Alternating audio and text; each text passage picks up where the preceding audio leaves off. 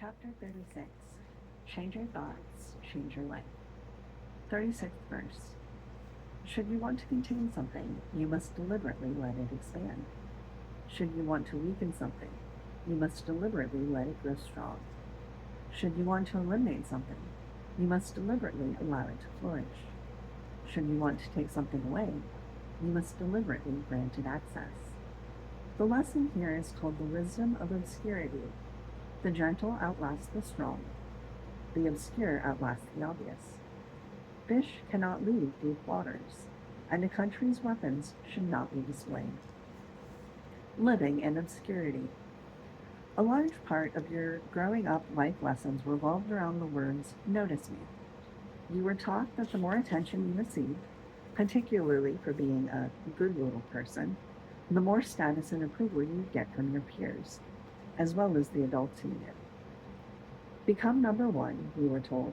Earn that gold star, win that championship, get the best grades, become valedictorian, attain that letter sweater, gather up trophies, and so on.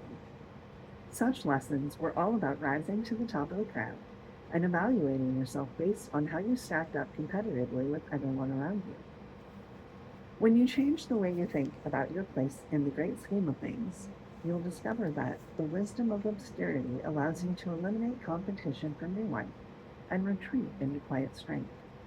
In other words, Lao Tzu is asking you to take it easy and base your view on entirely new criteria. As you do, your world will begin to reflect a gentle, low-key soul who outlasts those who measure their strength by how much status they have compared to their peers.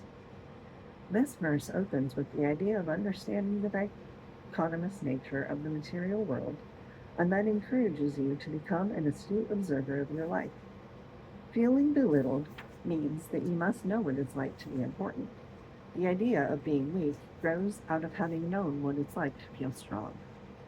As one translation of the Tao Te Ching, the way of life according to Lao Tzu, translated by Witter Binner, reminds us, he who feels punctured must once have been a bubble. He who feels unarmed must have carried arms. He who feels deprived must have had privilege. Avoid the pitfalls of feeling weak, unimportant, stressed, or fearful by transcending the thinking that got you there in the first place.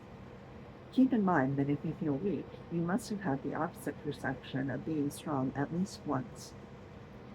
If you experience stress, you have an idea of what being unstressed is like.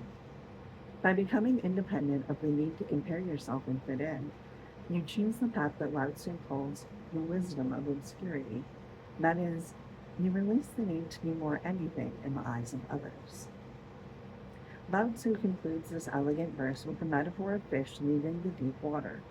When they try to examine the surface and see the big world beyond those depths, the little guys no longer endure because they're captured by a net. Hence, you find the great lesson of the 36th verse. Stay under the radar, and you'll outlast all who strive to be recognized.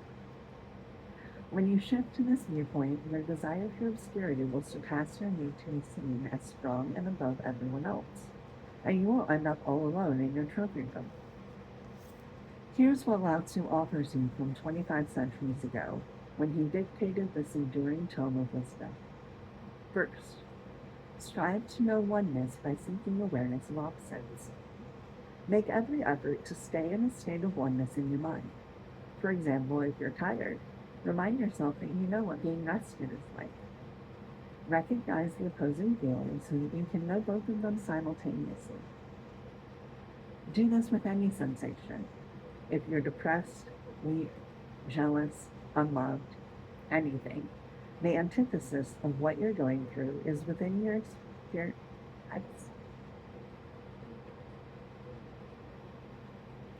experiential framework.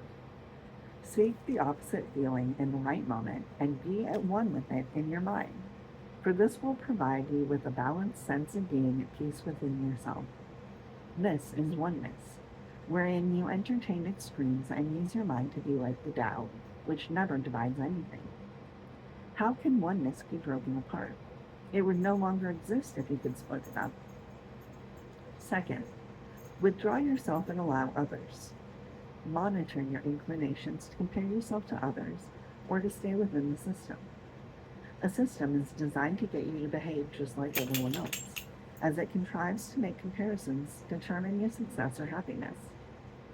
The Tao Te Ching urges you to seek obscurity. Draw little or no attention to yourself and don't ask to be recognized. Instead, allow, allow, allow. Let other people flourish, waxing on about their strength and popularity. As Lao Tzu says, you must deliberately grant others the right to expand. But take your own lesson from the fish that endure and stay in the deep waters of yourself, your Tao directed soul.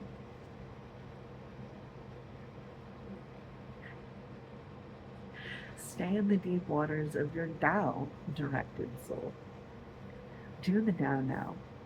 Give yourself an assignment to be as much in the background as you can for an entire day. Stifle inclinations to compare yourself to anyone else or to draw attention to yourself. You can accomplish this by making a commitment to be interested in others today, substituting the pronoun I for you.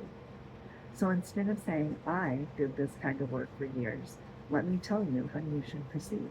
Remark, you seem to be doing so well with your new business. In the language of the Tao, stay soft and gentle and you will endure.